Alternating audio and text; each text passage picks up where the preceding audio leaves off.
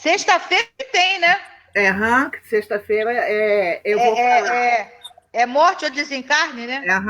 É isso aí. Já É, pesquisei. vamos então iniciar. Esse é o capítulo, deixa eu ver aqui, na expectativa inquietante. Né? O meu não tem número, aí seria bom se alguém. Também não tem, né, de vocês, né? O Tá. meu tem, O seu tem, Alberto? tem. Deve ser edição Peraí. nova, né? Diz aí O para. meu só tem o capítulo 6. Aí tem a passagem, depois vem a expectativa inquietante entre companheiros. Mas aí esse já não tem mais número. Tudo pertence ao capítulo 6. Isso. Achou, Alberto? Achei. Então tá certo. Passagem, aí depois é logo o segundo item. Na expectativa inquietante. Então vamos lá. Agora que me desembaraçara do corpo grosseiro, então restituído à terra, mãe comum das formas mortais, intrigava-me o próprio destino. É muito interessante que aqui depois, mais à frente, vai falar, né? Mas essa dúvida dele, né? Intrigava-me o próprio destino. É por isso que a gente é muito interessante, a gente vai estudando e a gente vai vendo, né? De repente a gente fala assim, eu vou direto para tal lugar. Não, a gente nem sabe, né? Como ele está colocando aqui, intrigava, ele não sabia para onde ele ia, né? Abandonamos o cemitério e, preocupado, reparei que Marta sorria afavelmente para mim. Bezerra e o irmão Andrade despediram-se com um afetuoso abraço, declarando que nos esperariam dentro de 2 horas em determinado sítio fronteiro ao mar. E é muito interessante que lá na frente também a gente vai entender por que ele fala essa passagem vai ser importante por cima do mar ou, quando não, a passagem é feita por cima de um campo, tá? Minha filha respondeu por mim, afirmando que não faltaríamos. Sozinhos, agora, perguntou-me se não pretendia dizer adeus ao antigo ninho doméstico. Quer dizer, agora ele tinha condições de ir ver o antigo ninho doméstico, né? Antes de cortar os laços, lembram? Ele teve muita dificuldade, ele não conseguiu, ele até quis entrar dentro da casa, foi aconselhado que ele não entrasse dentro da casa, não é? Por causa da psicosfera em torno da casa. Agora ele já estava, como já estava cortado os liames, estava muito mais fácil, o corpo já tinha sido enterrado, então ele estava só estava ali em espírito, né? Aqueci contente. Com que ansiedade tornei ao ambiente familiar. Contemplei enternecido tudo o que fora amontoado pela ternura das filhas em derredor das minhas necessidades de velho. E de permeio, com um pranto que me assomou abundante aos olhos, aí espalhei os meus pensamentos e votos de paz e reconhecimento. Eu acho isso aqui muito interessante e me veio à memória agora, né? Que eu já li, eu não sei aonde eu li, ou se alguém souber pode falar, que não é muito interessante, né? Assim que há o desencarne, da gente pegar as coisas do desencarnado e dar tudo, né? A pessoa pode estar pegada aquilo, né? Né? Então, aí vai, pega o armário. Isso quando a família não briga para ficar com a prataria, né? Aí é complicado, né? Porque alguns retornam à casa, olham tudo aquilo, né? Por exemplo, a gente vai, se desfaz de tudo logo de uma vez, tira e muda e faz, acontece, né?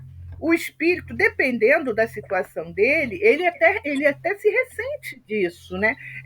Se sente estranho. Lógico que vai chegar o momento em que aquilo ali não vai ter mais importância. Mas até então, segundo, né, algumas leituras que eu já fiz, aconselha-se, né, não se desfazer logo de tudo do desencarnado, pegar, tirar armário, fazer e acontecer, porque ele vai até o local, como ele diz aqui, né, que ele foi com ansiedade, tornei ao ambiente familiar. Visitei o núcleo de trabalho em que tantas vezes fora beneficiado pela graça divina. Abracei espiritualmente alguns amigos e pus-me a caminho na direção da praia.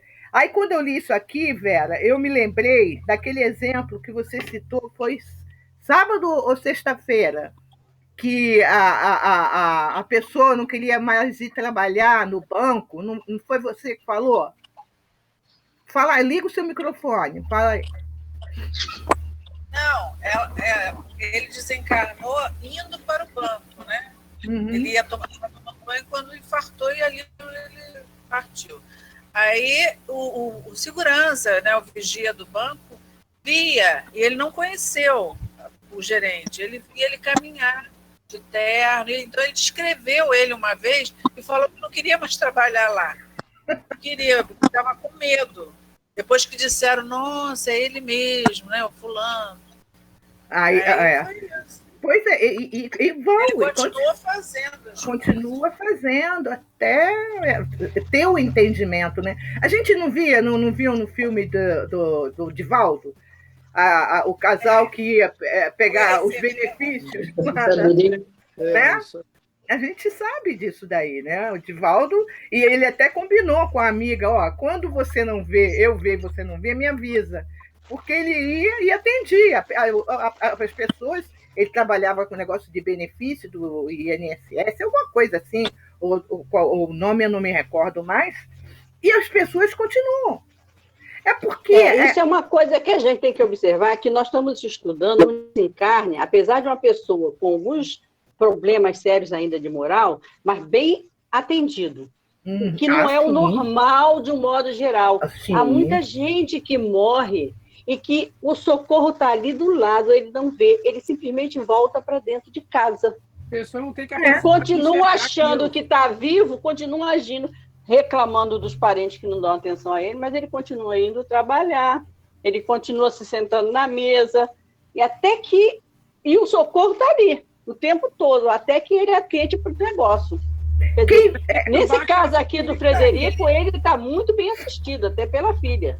Pois é. Não é uma coisa muito normal. Né? Os outros, eles não deixaram a casa. Eles continuaram, desencarnaram há mais de 50 anos, ficaram presos na casa, vivendo os outros, né, aquele filme. Isso. Você sabe o que eu acho estranho, que eu acho interessante? Que é tudo uma questão de energia, né? Você vê, quando ele desencarnou, não recomendaram ele retornar à sua casa, por causa daquelas energias que estavam ali presentes, né? Que iam prendê-lo e iam fazer mal a ele, porque não estava equilibrado suficientemente. Porque o laço não estava cortado. Ele estava ligado ainda. Então a gente vê que tudo é uma questão de energia. Se você estiver em paz, em harmonia, em equilíbrio, você também se afiniza com coisas boas. Mas o difícil deve ser você estar em paz na hora que você desencarna. Isso aí que eu não sei se é complicado isso aí. Vocês lembram do filme? Alguém já viu assim? E se fosse verdade? Esse filme é muito interessante. Já viram? Né? E ela não está desencarnada, ela está em coma. Em coma. Sim, né? Ghost é a mesma coisa. Para quem, quando, né, há anos atrás, quando passou, a mesma coisa. Ele fica assim, ele volta e ele quer ter contato com ela, né? E assim são vários e outros filmes. Passageiros, também, que eu já falei para vocês desse filme. Passageiros é excelente também, ótimo. A mesma coisa. Porque em Passageiros eles tinham cada uma missão a ser terminada. A missão a ser terminada. É muito. Para eles poderem se libertar e sair. Não vou mentir para vocês. Até eu me surpreendi com o filme. Para mim, sabe? Ela era Vivinha da Silva, como Vocês diria. já assistiram Uma Nova Chance para Amar? Não. Não, ainda não. Aquele filme que está passando no Telecine, que é de Natal. Assista, que também é bem surpreendente o final. Então. Vou ver. Uma nova Passando no chance Telecine, para amar. É com aquela minha lourinha, muito bonitinha. É um filme, assim, um final completamente inesperado. Mas aquele filme é um barato. Fantástico. Não vou dar spoiler, não. É um sobre Alzheimer, não? Oi? É um que aborda o assunto do Alzheimer? Não. Esse é de uma menina que trabalha numa loja de... Olha que você vai contar o filme. Não conta. Não conta que eu vou assistir. Muito legal. Vamos lá. Vamos continuar. Você chora. Pronto, o outro vai contar o filme daqui a pouco. Ele vai se empolgar. Aí diz assim: visitei o núcleo de trabalho, tal.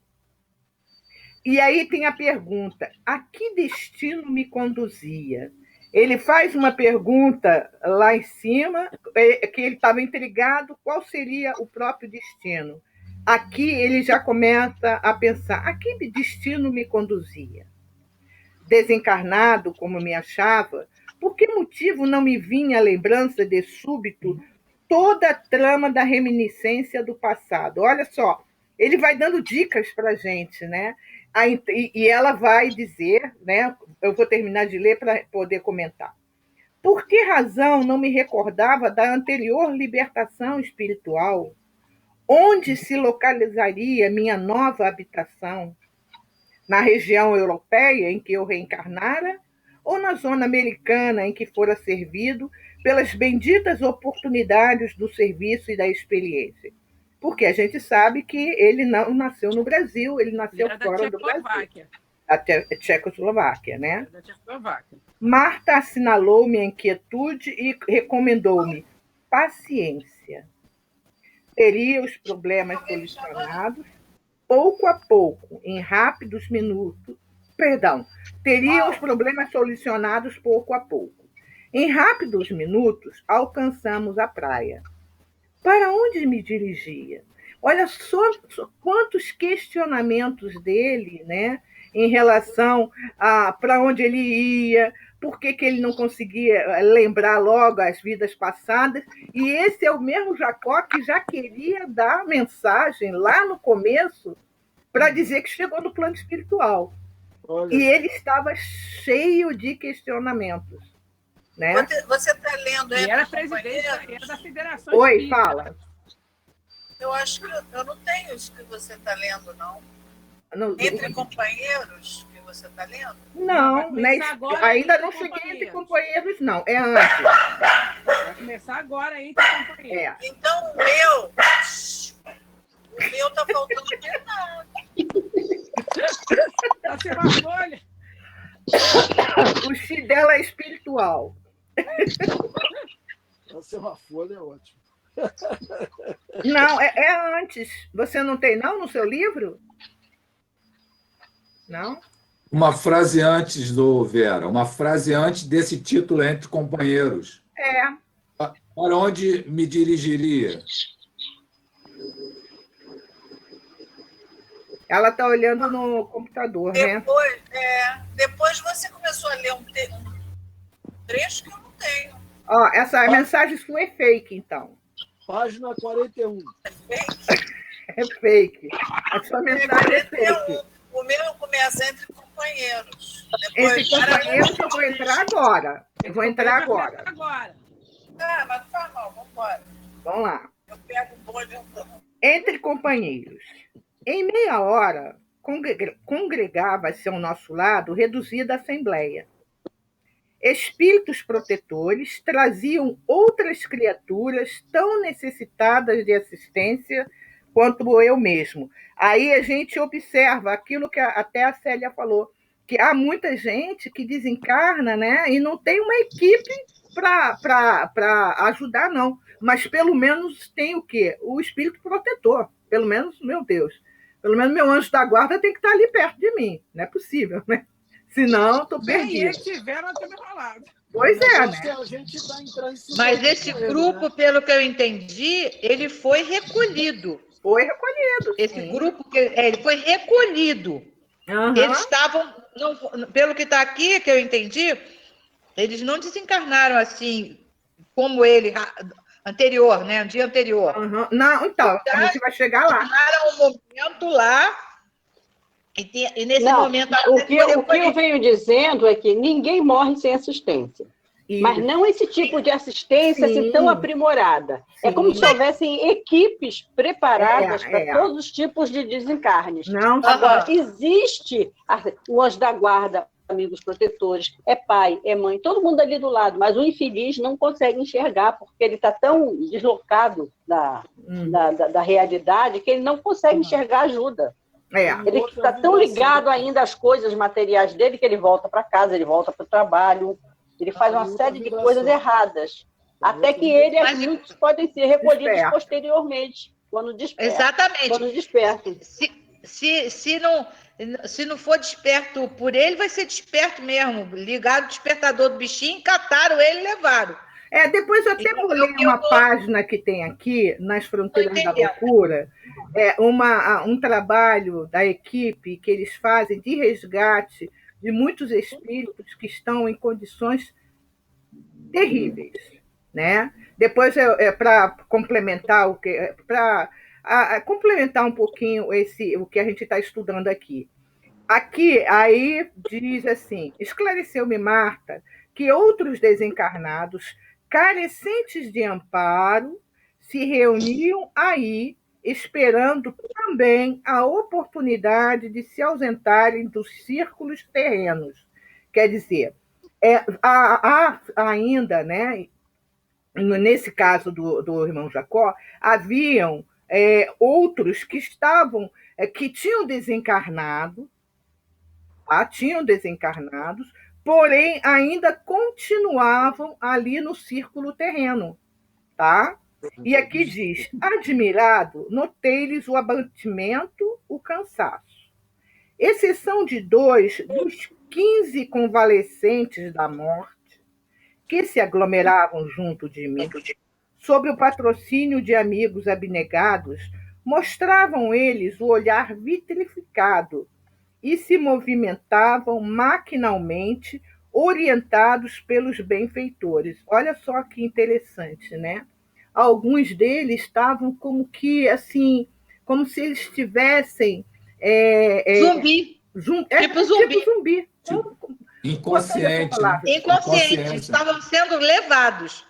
Né? Então, eles não tinham, eles precisavam e estavam sendo orientados, sendo levados. E é exatamente o que ele coloca. Ele continua: acredito que, por minha vez, não revelava aspecto exterior mais atraente. Todavia, não perdera a faculdade de analisar a situação. Podia conversar à vontade e mesmo confortar um deles, dos de melhor posição psíquica, que simpatizou comigo à primeira vista. O irmão Andrade, novamente conosco, notificou-me, delicado, que nem todos os socorridos se haviam desencarnado na véspera. Então, aqui já tem uma coisa para nos dizer o seguinte: há aqueles que desencarnam, mas não saem daquela área, né? Ficam ali no círculo terrestre e, às vezes, durante muito tempo. Se não tiver como se fosse essa ajuda, quer dizer, eles têm ajuda, eles só não percebem a ajuda. Eu achei muito interessante essa colocação do irmão Andrade, ele falando, porque no caso do irmão Jacó, ele tinha desencarnado na véspera. Morreu, tal, mas desencarnou na véspera.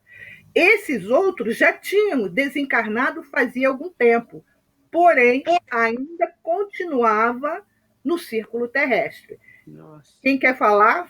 Célia? Não? Tá. Então, aí aqui eles continuam assim. Ele continua assim. Alguns permaneciam liberados desde alguns dias, mas não se apresentavam em condições de seguir adiante, senão naquela noite formosa e pacífica. Asseverou que não era tão fácil abandonar sozinho, sem maior experiência na espiritualidade superior, o domicílio dos homens. Isso aqui é outra coisa que nos chama a atenção. Desencarna, mas para muitos e muitas vezes é difícil abandonar sozinho para ir para se não tiver uma experiência na espiritualidade. E a gente vai entender o porquê. Ele diz assim: inumeráveis entidades inferiores cercam os recém-libertos, tentando realgemá-los às sensações do plano físico. Poderemos dizer aqui que são os vampiros, os espíritos vampirizadores. Que vão se alimentar daquela energia. E aí, o que acontece? Muitas vezes entra na sintonia ou não entra na sintonia, como aquela criatura que desencarnou. Ela pode estar numa fragilidade maior, ela é o quê? Trazida, ela é como que, entre aspas, dizendo, algemada. Pode ficar a pergunta assim, poxa, mas e aí? E o anjo protetor? Como é que fica a situação? Não podemos esquecer de uma palavrinha. Qual é a palavra? Sintonia. O livre-arbítrio. Livre-arbítrio. Também. Porque o protetor... Vocês lembram do caso do André Luiz, lá no nosso lar?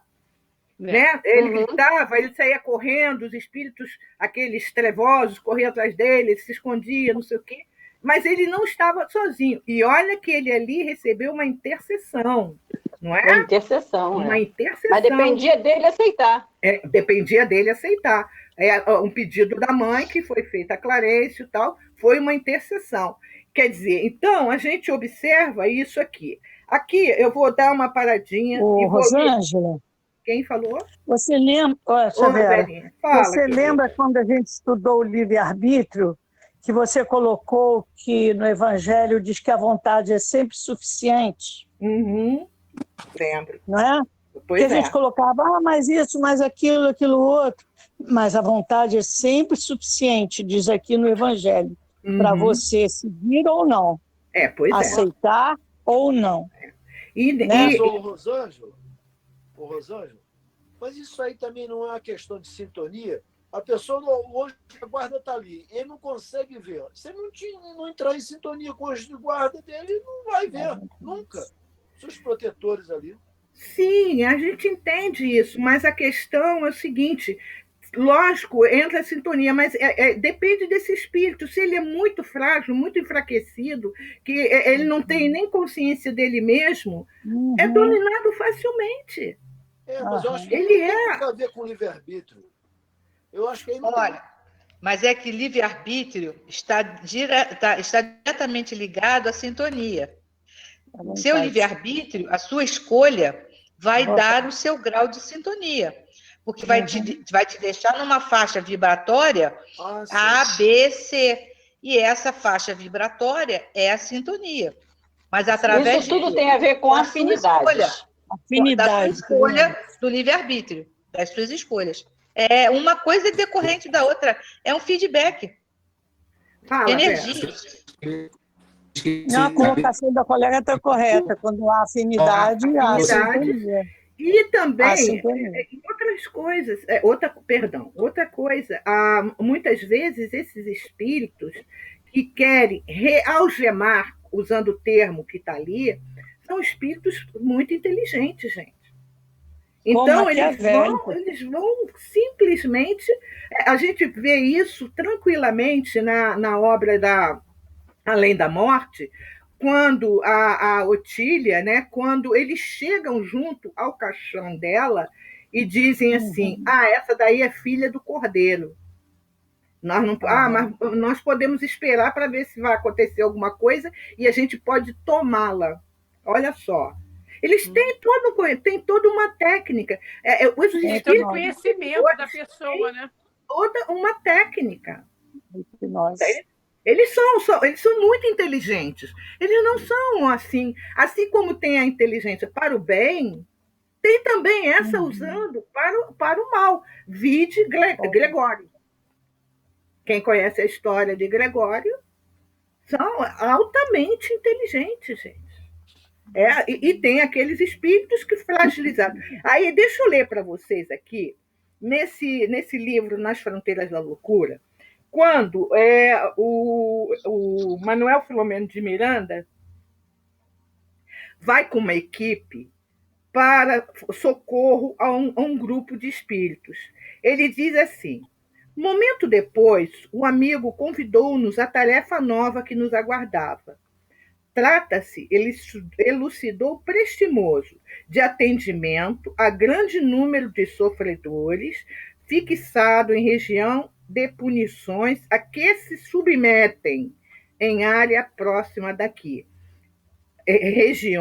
A região de punições a que o espírito se submete, não é a espiritualidade que submete nele, é a questão da consciência, vamos botar assim, né?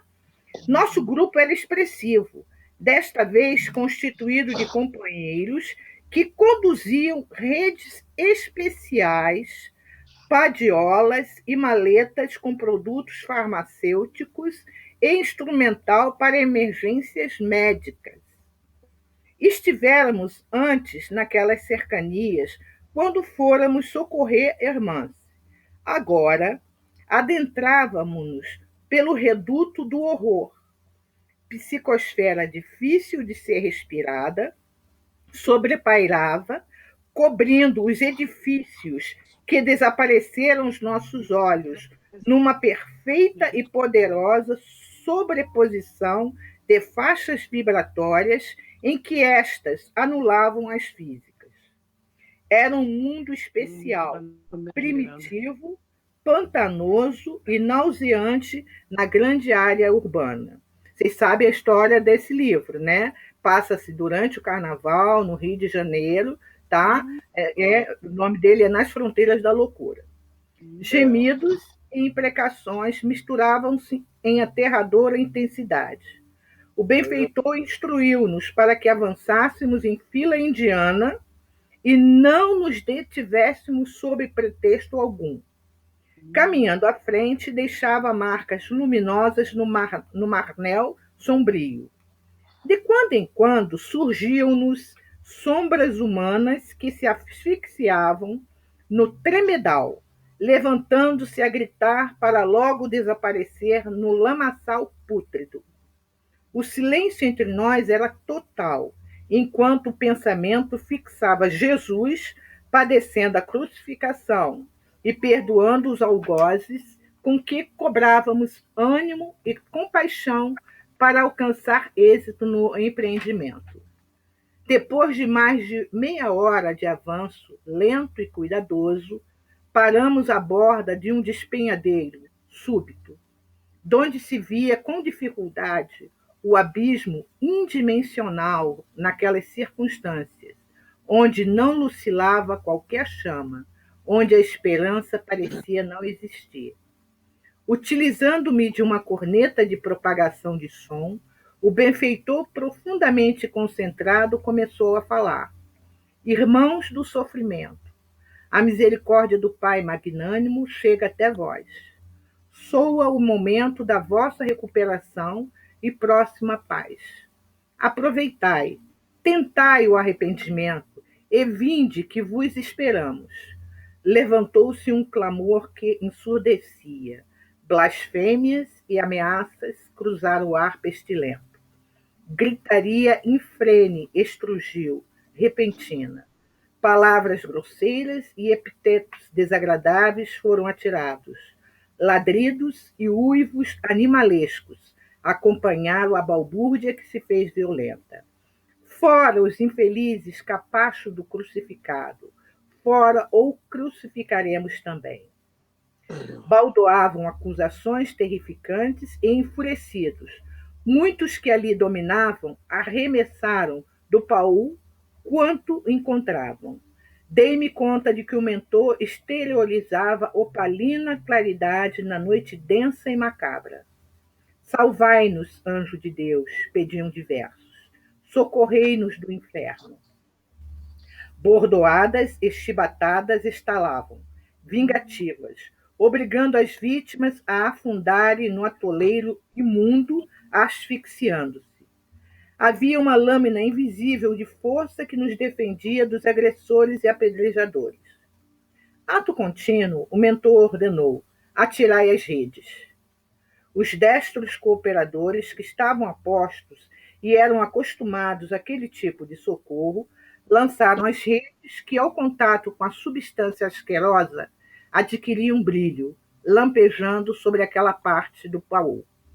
Segurai as redes, propôs enérgico, se estiverdes resolvido a mudar de vida, a crescer para Deus.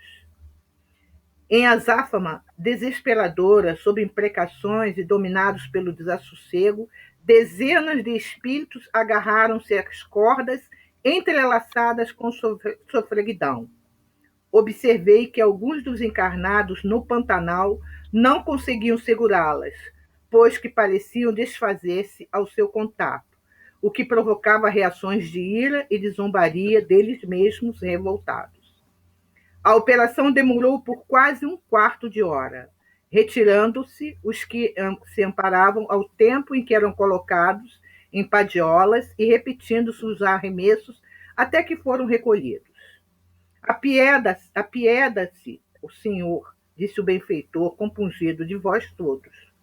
Em meio tom acrescentou: partamos, a tarefa está encerrada. E aí eles saem sob chuva de impropérios, obscenidades, e vai, né? Quando já saíamos do charco sombrio, temerário, indaguei com todo respeito o porquê de muitos que se amparavam nas redes não conseguirem sair do lodaçal. As redes, explicou paciente, são feitas de substâncias retiradas do fluido cósmico, fortes, porém delicadas. Registram as irradiações mentais daqueles que as tocam. Se o peso específico da sua exteriorização psíquica é negativa, elas diluem-se, nos casos contrários, enrijecem-se. O peso negativo, como ele fala aqui, né, da exteriorização psíquica. Isso é só uma palhinha que eu trouxe para a gente ver como, né, muitas vezes, muitos desses espíritos que desencarnam ou que são, eles são atraídos, são levados por eles mesmos, uma sintonia mental, né? E aí vai mental, vai vontade, vai tudo, né? E aqui no final ele fala assim: calculando distâncias, deduzi que aquela área se dilatava pela região onde se sediavam uma penitenciária e a faixa do lenocínio mais hediondo da cidade. Fiquei a meditar. Alguns dizem que seria essa penitenciária, que seria ali a Frecaneca, né? Mais ou menos isso. Observam, né? E aí, por isso que ele fala aqui que muitas vezes, sozinho, né? Não é fácil, não era tão fácil abandonar sozinho, sem maior experiência na espiritualidade superior, o domicílio dos homens. Olha só como que é intricado o problema, né?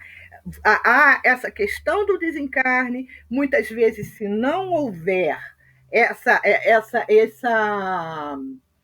experiência na espiritualidade, não é fácil. Por isso que nós vamos ver depois, vai ter o aviso de Bezerra, por que eles vão passar também por cima ou do mar ou do campo.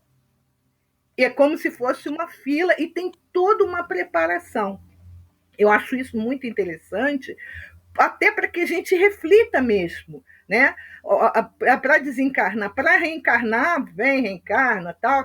Agora, para desencarnar, morrer, o corpo morreu. Agora, para desencarnar, olha esse caso, olha esses exemplos.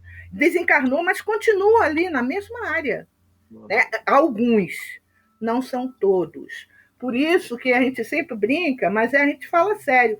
Temos que treinar para a morte. Temos que treinar para desencarnar, né? Entra a questão de apego, entra os inimigos.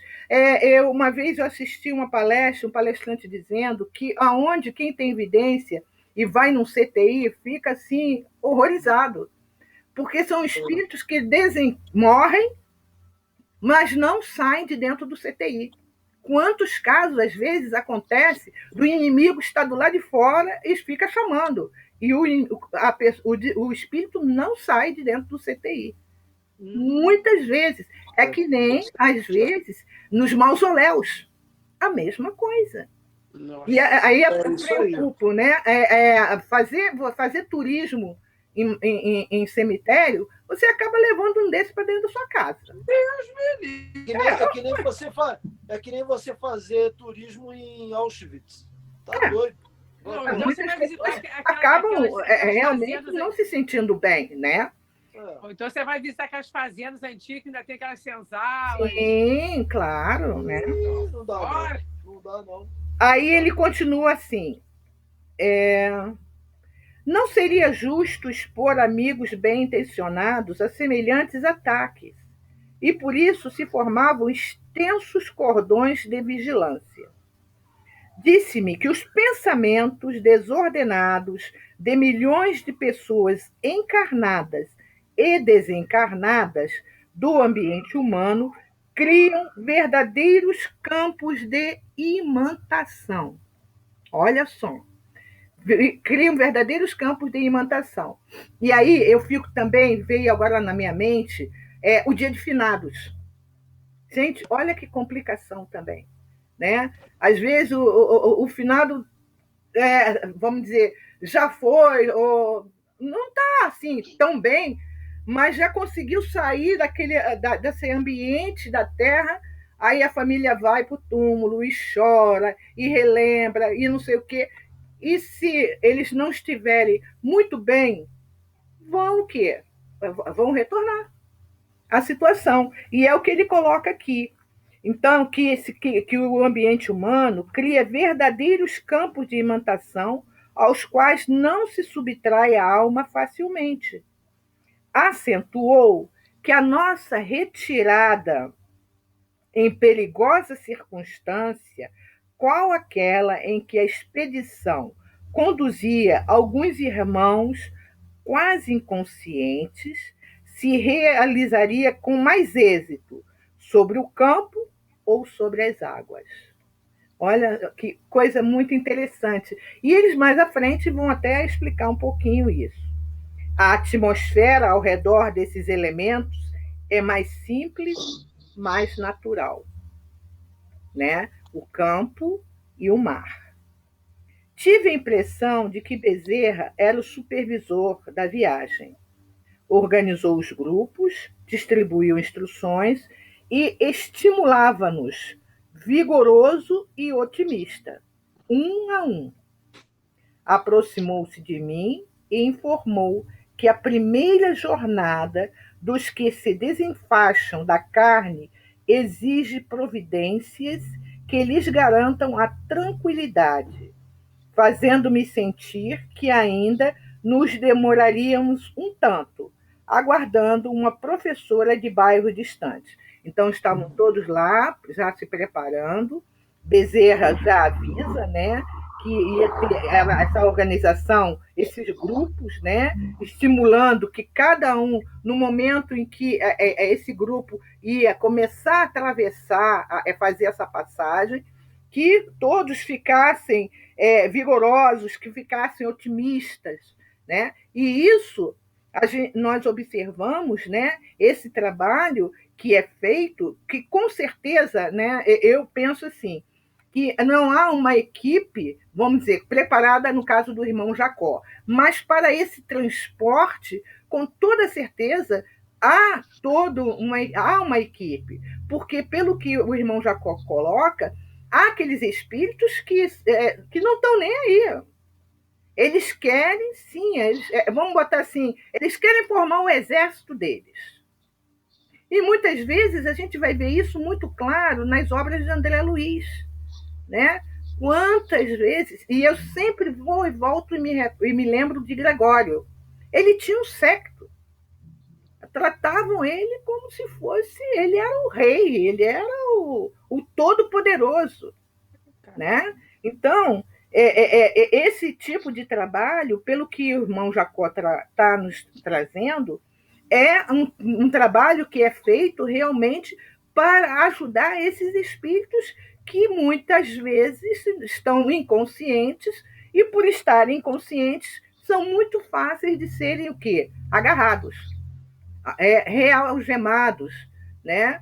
Quer dizer, aí talvez, né, Verinha, entra aquela questão que a gente falou sobre do livre-arbítrio. Num caso desse espírito que está inconsciente, que depende até de como ele está espiritualmente falando, ele não vai ter nem condições ele vai seguir quem se apresentar, né? A gente observa isso daí. Escoaram-se alguns minutos e respeitável senhora, ladeada por 2 benfeitores, acercou-se de nós. Reconheci-lhe a elevação pela invejável serenidade. Formosa alegria pairava-lhe no semblante calmo. Nossa, saudou-nos a todos, simpática e feliz. De todos nós, os recém-desencarnados que ali nos reunimos, era a única de cujo peito irradiava a luz. Identifiquei-lhe a humildade cristã, a evidente superioridade que a distanciava de nós. Parecia afligi-la tal a modéstia que lhe transparecia das atitudes. Bezerra cumprimentou-a bondoso. E confesso que, reparando aquela mulher, de maneiras simples e afáveis, emitindo luminosidade sublime, inopinado sentimento de inveja me assaltou o coração. Não tem jeito. Ele tinha as tendências à questão da inveja, né? Não, isso é incrível. Marta, todavia, lançou-me um olhar de branda reprimenda. Ele estava com a inveja da luz da mulher, né? Porque até então ele achava que quem tinha luz era ele, afinal de contas, ele tinha um currículo. E ele era cobrado por não ter luz, né? Pois é, né? Aquietei-me, de pronto, ponderando os sacrifícios a que fora, por certo, conduzida a bem-aventurada criatura que me impressionava tão fortemente para conquistar o precioso atributo. Dono de enorme cabedal de informações sobre os maléficos efeitos da emissão mental menos digna, busquei a recuperação própria, reconciliando-me apressado comigo mesmo em face da veneranda educadora, cuja superioridade quase me feriu. Rearticulei as ideias do bem, dando-lhes curso intenso na atividade interior. Minha filha sorriu, aprovando-me em silêncio. Né? Então, aí a gente observa, pelo que a gente conversou até agora, né? O que vocês concluem pelo que a gente conversou até agora? Eu vou perguntando. Marisa, o que você acha? Espera aí um instantinho. Oi. Tá com som. Oi, tá com som? Tá certo. Essa situação, né, me fez lembrar umas visitas que nós fizemos a 2 fazendas do ciclo do café. Então, são 2 experiências que eu acho interessante até colocar. Eu já disse a vocês que no grupo lá no Rio tinha umas 2 ou 3 pessoas videntes. Então, nós fomos à fazenda de Bananal, na casa da cidade do maior dono de escravos daquela região. Então, ele tinha a fazenda e tinha uma casa na cidade. E essa casa virou um centro cultural e um museu, e nós fomos visitar. Uma das meninas disse que tinha uma mucama linda, toda arrumada no alto da escada, assim, só olhando para nós todos. E ela estava e depois a pessoa estava explicando que os escravos que faziam a comida ficavam no andar inferior. E o andar superior era onde era servido o banquete. Então, aí fomos mostrar. Tinha uma janelinha, disse que era onde o feitor ficava tomando conta das escravas que estavam fazendo a comida. E eu fui olhar. Gente, eu tive a sensação exata de me empurrarem daquela janela para baixo. Saí correndo. Bom, terminou o nosso passeio. Foi no domingo, a segunda-feira era a nossa reunião. Na reunião, essa mucama que estava lá veio reclamar que nós estávamos lá dentro da casa que era dela, invadindo o espaço dela, e nem sequer fizemos uma prece, porque ela cansava de ouvir prece. Não que adiantasse muito, mas não fizemos nenhuma prece. Aí foi aqui, éramos duas do grupo, né, estava visitando lá, fazendo a excursão, éramos duas. Pô, aprendemos essa, né? Uma outra vez, fomos em uma outra, fazer outra excursão, uma outra fazer, daí já aprendemos, né? Aí juntou o grupo todo para fazer uma prece, resolveu, então, se juntar esse grupo na direção de onde ficavam as senzalas. Gente, essa menina que é a vidente, acho que a gente não imagina o número de escravos que ainda estavam lá. Muitos vieram para ouvir a prece, mas muitos ficaram lá. Muitos. Aí eu deixei também de ir, né? Deixei também de ir, porque tive uma outra oportunidade. Foram 3 fazendas, em 3 situações foi a mesma coisa. Sempre muitos escravos ainda presos lá. Gente, já tem quase 200 anos, né? Daqui a pouco, quase 200 anos que terminou a escravatura. Imagina quantos ainda tem lá. Quer dizer, mesmo com toda assistência, ela dizia que reclamou da prece, mas ainda continuava lá. Imagino, com certeza. Não? Vamos lá. O negócio é sério. Alberto, a sua colocação sobre o que nós estudamos hoje, né? Sobre Tá. Teve um palestrante uma vez no centro, o Paulo Nagano, que estava fazendo um estudo de vários... Durante um prazo de todo dia da semana, ele voltava para dar continuidade àquele estudo. E aí ele comentou da importância, né, das reuniões únicas no interior, justamente no caso que Marisa comentou, de que a necessidade é muito grande desses irmãos que ainda estão presos à sua condição de vida lá do passado, né? E porque aqui no centro urbano, aqui nessa, talvez Petrópolis, no centro, tem vários centros, mas no interior tem uma característica. Então, no interior tem muita demanda desses tipos de trabalho para atender uma gama muito grande de irmãos que estão ainda nesta condição, né?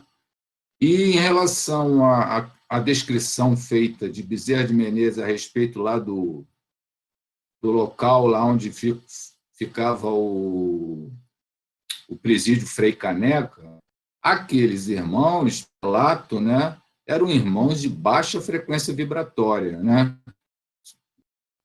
Irmãos assim bem sofredores, presumo eu, pela condição da descrição, né? Então você vê tal a condição que a gente vê aqui principalmente aqui no Rio, da violência, esse quadro se perpetua, né? Quando os irmãos estão envolvidos numa situação muito, muito séria. E aí o texto diz, né, do Voltaire, que aonde fica regiões urbanas, onde tem uma energia densa, por isso que os espíritos vão para o mar ou para o campo, para poder se distanciar desses miasmas que se concentram nessas... E a gente está mergulhado nesse miasma. Então, a necessidade de a gente ser vigilante, orar e vigiar, né, sempre dito, é muito grande, é necessário. A vigilância tal, o envolvimento, a gente está mergulhado dentro de um caldeirão de energia. Então, qualquer discurso canaliza, né? Então, a gente tem que estar muito atento ao dia a dia, em termos de pensamento, sentimento, para a gente poder, pelo menos, se proteger. É porque a gente pensa, né, Alberto? Mas está lá do outro lado. Não necessariamente. De repente, você, vamos dizer assim, quem mora perto de algum lugar, ou que mora perto de cemitérios ou hospitais, ou seja o que for, se estende, depende, né? Quem mora, vamos dizer, perto de aqueles presídios de máxima alta segurança. Gente, que energia, qual é a psicosfera em torno daquilo ali? Isso que eu li... aí você... Fala. Não, pode falar. Isso que eu li é muito interessante quando, na época do Carnaval, também estudar, ler, né, Nas Fronteiras da Loucura, porque ele traça toda a situação que ocorre no período de Carnaval no Rio de Janeiro. No Rio de Janeiro. Agora, imagine em outros locais. Como é? Ele é muito rico, é um livro rico de explicações. E exatamente isso daí que a gente está vendo. Quer dizer, é como se a gente estivesse, né, mergulhado num caldeirão também. Por isso que o que o irmão Jacó fala, que muitas vezes essa desencarnação torna-se até complicada por causa dos pensamentos dos encarnados e dos desencarnados também. Olha só. A gente sempre já citou aqui, né, que tem aquele que é comentado que nós temos uma multidão de testemunhas. Uma nuvem de testemunhas. É Paulo que fala, né? Tem um trecho anterior em que o Jacó está em companhia do Bezerra e do amigo, acho que é Andrade. Irmão Andrade. Em que eles estão caminhando e vem uma senhora na direção deles que vão de encontro. Ele leva o Jacó, que está recém-desencarnado, e desvia da senhora. Então, você vê como é que os planos se misturam. Nós estamos aqui nesse plano, mas tem aqui um outro plano junto, muito próximo do nosso. Então, as coisas se entrelaçam. Aí você vê, quando ele retornou na casa, né, no período do desencarne, ele foi para casa. E tinha 2 irmãos que ele atendeu na reunião doutrinária que zombou, como é que vai ser depois. Aí depois acho que ele falou, não revida e não responde eles não, porque eles estão em outro plano. Eles não estão nos vendo. Mas a coisa é bem próxima. A gente pensa que está longe, mas está aqui. Isso aí. Então, essa oração e a vigilância é fundamental, porque as coisas estão entrelaçadas. Sim, com toda certeza. Com toda certeza. E isso é verdade. Por isso que muitas vezes, né, por exemplo, né, antigamente, agora nem tanto, né, mas eu me lembro que eu trabalhava no centro da cidade e isso era comum, né? Aquelas bancas de jornais, muita gente não era nascido, mas era dia de notícias, última hora, que o povo, o pessoal cercava a banca para olhar aquelas coisas. Agora, imagina o que ficava em torno daquilo ali, né? A gente tem no livro Nas Fronteiras da Loucura, tem uma parte, que eu não me lembro onde está, que ele diz assim: se vocês pudessem ver o bloco de encarnados o bloco de desencarnados misturado ao bloco de encarnados, vocês ficariam horrorizados.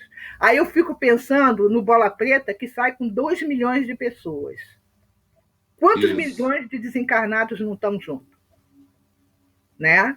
Então, aí já viu. Vamos lá. Peraí, um minuto, Rosângela. Desculpe. Uma coisa que me veio à cabeça, já que a gente está entrelaçado, coisas estão... Essa necessidade do culto no Evangelho no lar.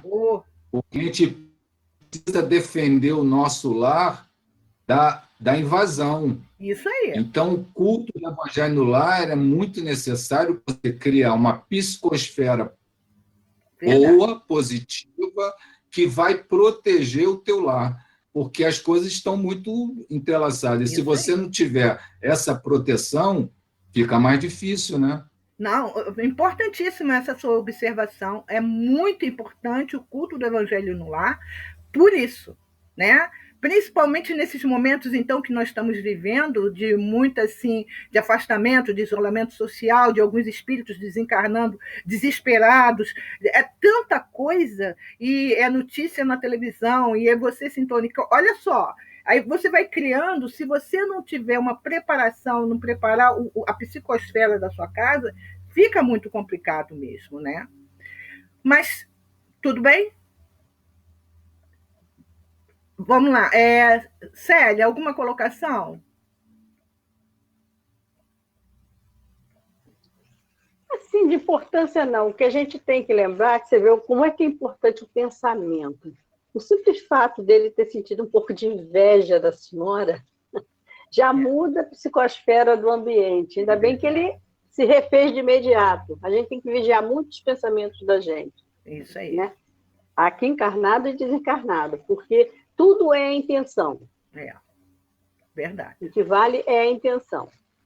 Isso aí.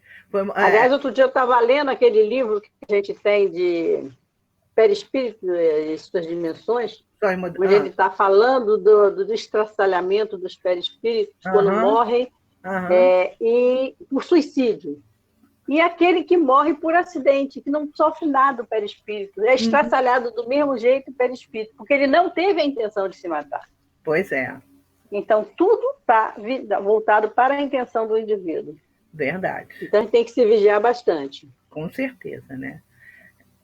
Vera Isaura, alguma observação desse nosso estudo de hoje? Não, eu faço minhas as palavras do Alberto, porque realmente a nossa atenção diante dos nossos pensamentos, né, como disse a Célia ali, e nós estamos imersos nesse caldeirão. E o que nós estamos observando ao nosso redor é exatamente o aumento, os nossos pensamentos, medo, ansiedade, essas questões que a gente precisa trabalhar com o profissional, é que precisamos prestar atenção para não aumentar e contaminar mais o que já está contaminado ao nosso redor. Né? Verdade. Gostei muito da colocação do Alberto. Verdade, né? Vera Lúcia Travassos, algum comentário nesse nosso estudo de hoje? Mas todos os pontos colocados foram importantes. Uma coisa que chama a atenção das consequências do livre-arbítrio, porque essas consequências das nossas escolhas devido ao livre-arbítrio, elas se estendem no tempo. E, às vezes, nós questionamos e defendemos até uma pessoa, um ser, que está numa situação difícil, né? Ele não tinha condições, eu não sei o quê. Mas ele fez uma escolha lá atrás, que às vezes nós desconhecemos, né? Que não foi naquele momento, né, de inconsciência, não foi naquele momento de fragilidade, que, na verdade, esse estado já é uma consequência da escolha que ele fez lá atrás. Então, como é que essas consequências das nossas escolhas, elas se estendem? E, às vezes, a gente julga o estado, a situação que uma pessoa está passando diante do que a gente conhece, daquele momento presente. Mas aquilo já é consequência, sim, de um livre-arbítrio, de uma escolha feita lá atrás. Agora, com relação ao que você falou do campo, da cidade, do mar, na cidade, conforme vocês já colocaram, né, as emanações psíquicas negativas correm soltas. Então, há um grande grau de influenciação. Já acima do campo, do mar, é uma coisa mais limpa, né? E falamos da vontade, da afinidade, da sintonia. Com essa colocação do Antônio foi excelente, do Evangelho, com uma proteção do Alberto.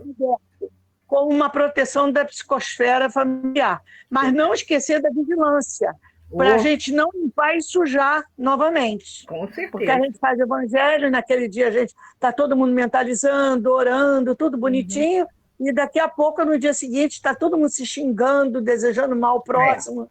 Então a gente suja tudo de novo, né? Então é evangelho, sim, muito importante. Mas a vigilância também a gente tem que se manter vigilante. As duas coisas, né? Com certeza. Pessoal, o meu nome é Antônio Alberto. Tá, desculpa. Porque ele tem os dois, olha, seu doutor Alberto. No magistério, sempre eu dava Alberto Oliveira. Você é meio de Antônio. Eu gosto do Alberto, por isso que eu falo Alberto. A Vera já gosta do Antônio. Interessante que no período que eu fiquei acamado, no grupo do CEOI, atendimento fraterno no lar, né? Então, teve vezes que vinham sempre dupla, e às vezes mudava as duplas, mas sempre rigorosamente o atendimento ocorria. E aí, interessante que uma companheira do centro veio fazer o atendimento e, na hora da prece, ela falou que Jesus ampare Alberto Antônio. Me deu... uma situação que não merecia rir, né? Mas eu... Aí, depois, de novo, que Alberto Antônio seja honrado. Aí, quase que eu danei de rir, né? Mas foi muito interessante essa situação, né? Então é o que estava errado. Então, é Antônio Alberto. Isso, eu só conheço ele como Antônio. Então meu marido como Alberto. O marido dela, o Travassos, né? Agora o Zé Marcos. Você habituou a chamar, eu já falei, Zé Marcos, se puder me chamar de Alberto, é melhor, que todo mundo me chama. Mas, de qualquer nome que a gente foi batizado, serve, né? Lógico. Quem tem dois nomes tem uma variedade. Pois é, né? Isso. Pois é. Sim. Mas foi bom, a gente não sabia, né? O Menezes eu chamo de Fernando, porque é o nome dele, Fernando Menezes. E ele disse para mim que ninguém, só eu chamo ele de Fernando. Não, e lá na nossa casa, no CEOI, nós temos outro Fernando. Aí a gente, para ficar diferente, a gente fala o marido da Denise. Só que os dois Fernandos são casados com duas Denises. Exatamente, Fernando Pereira e Fernando Menezes. Eu prefiro Menezes, que é para eu saber quem é. Sobrinho neto de Bezerra de Menezes, né? Esse Fernando, que é o Fernando Pereira, ele chegou depois. Então eu já chamava o Fernando de Fernando, entendeu? Aí quando esse outro Fernando veio para a minha mesa, eu fui ver logo o sobrenome, que é Pereira, para fazer essa diferença. Isso aí. Tereza, do que a gente estudou?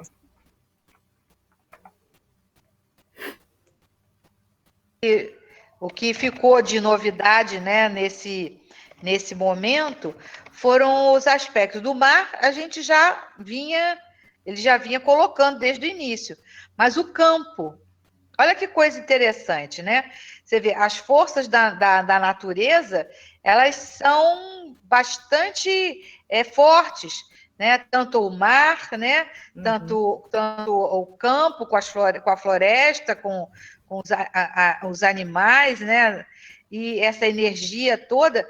Olha só que coisa interessante. Por isso que muitas das pessoas, por exemplo, aqui em casa, meu pai era apaixonado pelo mar. Ele ia para o mar, ele sentava lá na beirada da areia, perdia tempo lá. Eu gosto da mata, eu gosto do campo, eu gosto do verde, sabe? Aquilo me apraz demais. É um sítio, uma fazenda. Eu tenho até o nome da minha fazenda, eu só não tenho a fazenda. Só não tenho a fazenda. Mas quem sabe, antes de morrer, eu ainda faço um sítiozinho, uma fazendinha. Qual é o nome? Qual é o nome? Quinta da Baronesa. Ih, meu Deus, olha só. Ela não quer esquecer. É do passado, hein? Isso é do passado. Ela está trazendo, ela foi fazendeira. Quinta da Baronesa. Não, Bando de escravocratas que está aqui. Eu sou de família. Que perigo, Tereza! Eu sou de família de fazendeiros mesmo. Uhum. Eu realmente sou. Eu realmente sou de família de fazendeiro, pela parte do meu pai. Ele gostava de mar. Eu não, eu gosto mesmo de. Eu adoro sentar na varanda e ficar olhando a lua. Eu pensava que aquele adorava sentar na varanda e olhar aquela coisa. Quase que ela fala. Não, olhar o tronco. Na fazenda do meu avô tinha parte da senzala mesmo. Só que na época que eles estavam vivos, né? A fazenda já não tinha, lógico, já tinha abolido aquilo tudo. Quando meu avô teve a fazenda, que até onde eu recordo a história, que é de Cantagalha, eu tenho o livro, e é muito engraçado, não sei quem falou aí, que eu sou fazendeira. Eu, quando peguei o livro da família, o livro da cidade, onde tinham as fazendas da cidade, da região, e quando eu passei, porque era a fazenda da aldeia, quando eu passei e abri a página, eu tinha certeza o que tinha depois daquela foto. Era a padaria de café, onde secava o café. Sabe? Eu tinha certeza que daquela foto tinha. Eu tinha certeza o que tinha depois. De vez em quando tem uns desdobramentos assim meio engraçados. Mas eu gosto, eu adoro. Então é isso mesmo. Aí aqui, vamos voltar para a coisa. Vamos voltar para a coisa certa. Aqui no Voltei mesmo, eu tinha anotado uma frase de Carlos Barcelli, que ele diz assim: da densidade mental depende o seu desencarne. Então tem tudo a ver com o que a gente falou hoje, né? A densidade mental, o que você pensa. Por isso que eu tinha horror. Minha avó morava no Rio Comprido, que passava, a gente quando vinha, a gente passava ali por trás do Frei Caneca mesmo. Eu tinha horror de passar ali naqueles muros. Que horror, desde pequena. Quando minha mãe passava por ali com o carro para ir para o Rio Comprido, às vezes, né, eu tinha pavor de passar naquilo ali. Eu tinha medo, a energia era ruim. Porque logo depois dali tem o cemitério do Caju, né? Então é muita confusão. É muita psicosfera. É muita confusão vibratória ali, né? Cemitério do Catumbi. Catumbi. É o Caju. Não. Caju lá na Avenida Brasil. Caju é do Catumbi, isso mesmo. Eu não entendo nada de cemitério. É porque eu tenho família sepultada no Caju e no Catumbi. Ali é o Catumbi, que é no pé do morro, né? Depois você entra para cá, sobe lá, onde teve a confusão agora do morro do São Cláudio, né? São Carlos. Que ali tem o São Carlos e o São Cláudio. Eu conheço aquilo ali tudo, eu passei minha infância inteira por ali. Minha avó morava por ali.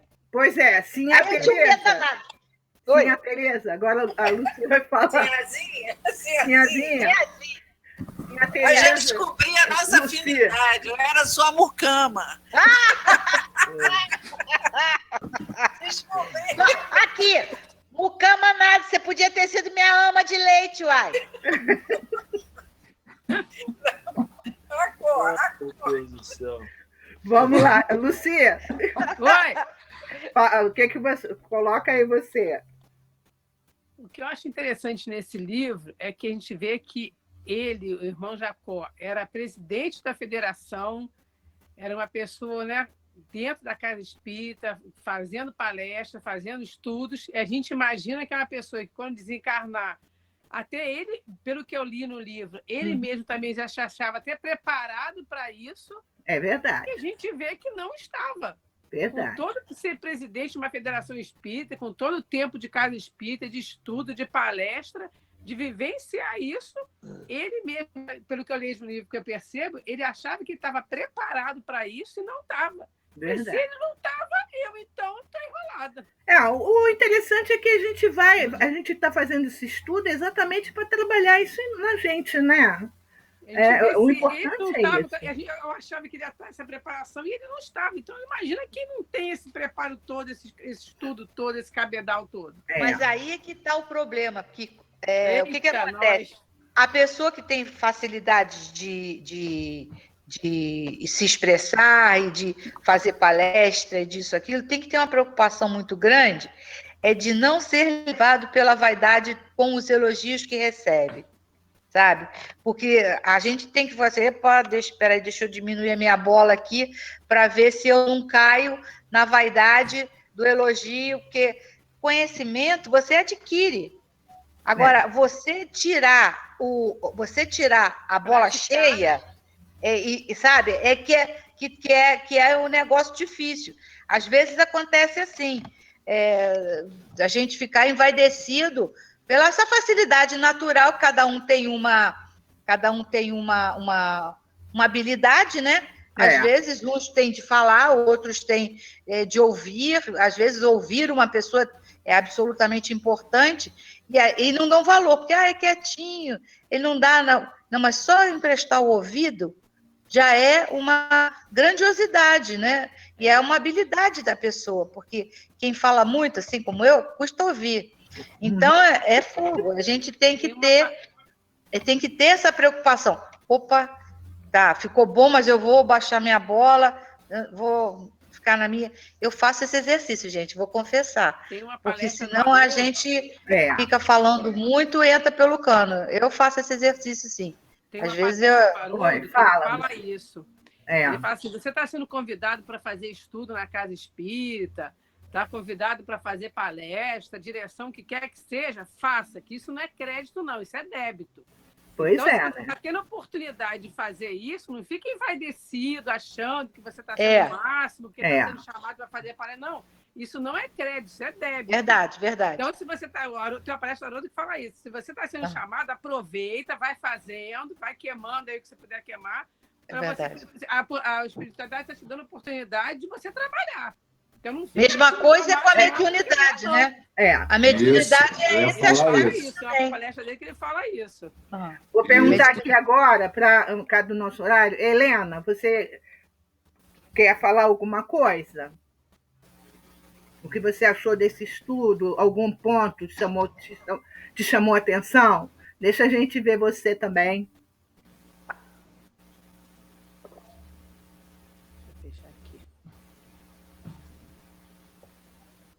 Oi, Helena?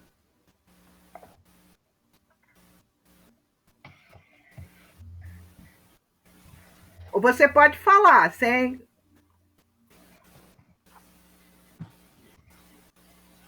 Enquanto a Helena está pensando ali... Josemara.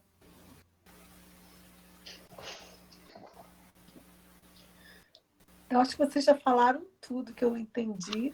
Só achei, para mim, assim, que eu quero passar a pensar mais nos meus pensamentos, porque ele conduz a gente, né, depois, né, o tempo inteiro. Verdade. A disciplina do pensamento é um negócio, quando a filha dele chama a atenção, né? Quantas vezes a gente está num lugar e está pensando uma coisa totalmente diferente, mas ninguém sabe. E desencarnada, a coisa fica bem difícil, né? E a gente tem essa disciplina de sair, ser chamada a atenção e conseguir se desligar desse pensamento, né? Quando ele estava com a inveja da professora, por exemplo. É bem importante isso, né? É verdade. Isso chama bem atenção, isso daí, né? Eu não vou chamar você de Josemara, não. Vou chamar de Mara. Também nem eu. Eu não escuto, eu não me acho a vida inteira. Isso. E eu não consigo tirar esse Josemara desse celular. Não, mas isso não tem problema, não. A gente chama você de Mara. Ótimo. Helena, boa noite. Se der para você... Tá. Enquanto a Helena está voltando, eu vou fazer só um breve comentário devido ao nosso horário. Quando o Jacó, o velório foi na casa dele, né? E aí ele teve o desligamento e teve condição de se aproximar da casa. Sim. E o velório. e tinha uns grupos, ele dizia dos automóveis, né, as pessoas que ficavam próximas. E aí você vê que ele cita um grupo que estava discutindo política. Eram pessoas do velório, mas discutindo política. E aquele grupo estava numa sintonia muito complicada, devido à opinião, fruto da opinião política, daquela discussão entre o grupo, né? E aí você vê que no momento atual que a gente está vivendo, questões a nível estadual, nível federal, a gente tem que estar muito atento, né, a essa questão de discussão política, porque isso é perigoso. No texto ele diz que aqueles irmãos que estavam discutindo política eram incentivados por irmãos que queriam conflito, que queriam desentendimento entre as pessoas. Verdade, então, a gente tem que estar muito atento a essa situação, porque a gente está vivendo um momento muito delicado, politicamente, ficar envolvido em opiniões dessa natureza, entendeu? Bem, Rosilda, você faz a nossa prece de encerramento, coloca alguma coisa que o que você achou e faz a nossa prece de encerramento. Muito obrigada. Eu me reportei a algumas viagens também. Alguns de vocês conhecem a Lídia, né? Ela faz excursões. Ela é do Bazanufo. Já esteve na nossa casa algumas vezes. E eu estive no Bananal, onde acho que foi a Tereza que falou do Bananal. Né? E realmente, em algumas salas com aquelas bolas de ferro pesada que seguravam os pés dos escravos, eu não me senti bem. Eu saí, até procurei uma igrejinha que tem lá dentro também, uma igreja muito bonita, para fazer umas preces. E acontece comigo também, algumas vezes que fui a Paraty, não tem aquela praça lá em Paraty? Disseram que os escravos sofriam muito, muito lá. Quando eu tentei num banco daqueles, me senti tão mal, que saí. Da segunda vez, eu só fiquei lá na borda das águas, se é um rio, nas águas, fiquei passeando pelas bordas, porque eu não conseguia entrar ali naquele canto. A sintonia, não me sinto bem, me sinto como se eu tivesse sido até uma daquelas escravas que passaram por momentos muito difíceis. E, quanto à lição, achei muito interessante quando você falou, é preciso treinar para a morte. Essa frase tem que ir para a minha porta de geladeira, não são só as bonitonas, não, porque essa daí é mais séria, muito mais séria. É preciso fazer um treinamento dia a dia, minuto a minuto, hora a hora, porque a gente só estudando mesmo é que entende que a dimensão do desencarne é muito séria. E ela tem que começar aqui e agora. Né? Eu que já entrei nos 70 e poucos, tenho que ir me preparando. Por isso eu estou pegando meus papéis de professora de 38 anos aí, doando muito material que eu consegui arrecadar nos meus estudos, assim, eu considero muito valiosos. Já está começando a se desapegar? Estou começando. Calma. Mas não se preocupe, não. Calma. 100 integrais para fazer lá no curso que eu precisei fazer lá na Escola Naval, então eu não consegui ainda me desapegar desse caderno. Mas eu vou ter uma hora de desapegar dele. Vai sim, pode deixar. Isso vai acontecer. Eu me desapeguei do vestido rosa, você vai se desapegar do caderno. Uma pessoa que se interesse para eu doar para a pessoa que vai aproveitar mesmo, né? Mas outra coisa que eu achei interessante é que, embora a evolução do espírito, né? O espírito já tem um certo grau de evolução, aí ele teve inveja. Veja só, como nós somos atingidos pelos os gigantes, né? Os gigantes da alma, ciúme, inveja, qualquer grau, o cuidado, a prece, a vigilância, como a Vera colocou, né? A prece e a vigilância, o estudo do Evangelho no lar, são bússolas. nós precisamos atentar e procurar realmente usá-las durante o dia a dia nosso, né? O cuidado com o nosso pensamento, então, nem se fala, que às vezes a gente está aqui, mas a gente está aqui, mas o vagueia, está lá longe, em outras paragens, né?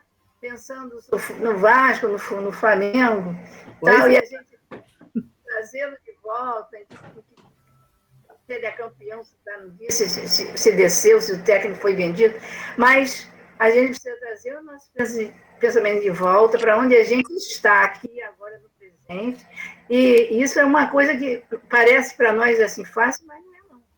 E ela é comum, muito comum, acontece a todo momento conosco, a gente vai se preocupar lá com outros, esquece da nossa vida, e ali vai, por aí afora. Mas foi muito bom, está sendo ótima a lição, a forma como que está sendo trazida pelo grupo, estou amando. Que bom. Estou amando. Então, vamos à nossa prece, não é? Isso, faz a nossa prece para nós encerrarmos. Então, vamos, gente. Deus, Senhor da vida, Pai de bondade e misericórdia. Mais uma noite abençoada, Senhor, pelo estudo que nos presenteaste. E pedimos a bênção de clarear os nossos pensamentos, a fim de que possamos realmente integrá-los em nós, na nossa vida diária. E que possamos, Senhor, através dos nossos gestos de bondade para com os outros, de tolerância, de paciência, de amor, que nós possamos transferir esses aprendizados para quantos nos cercarem. E que possamos continuar assim, com um grupo que brinca, que se aprofunda no estudo.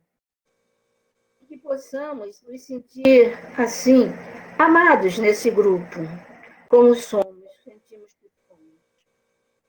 E pedimos proteção para todos, Senhor, neste momento de pandemia que vivemos, e que a curva continua no patamar, no platô, que está difícil de descer, porque muitas vezes é a falta de conscientização nossa, dos nossos cuidados que devemos ter para com a nossa saúde física. E que a espiritual sempre seja o comando, o nosso norte, para que realmente cada dia que passe, nós possamos acrescentar através dessa troca, que é muito importante para nós, como ela nos alimenta a alma durante o restante da semana.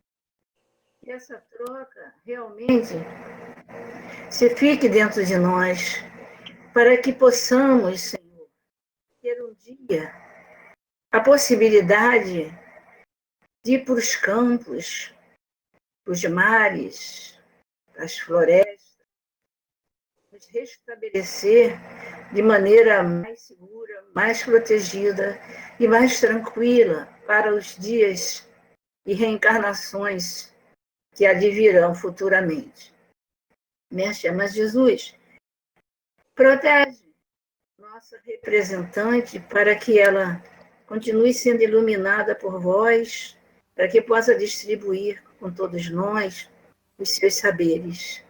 E todo o grupo, que possamos continuar num elo, uma corrente segura, e onde que a espiritualidade maior possa aproveitar esses sentimentos nobres e nos fortalecer para, muitas vezes, embates da vida.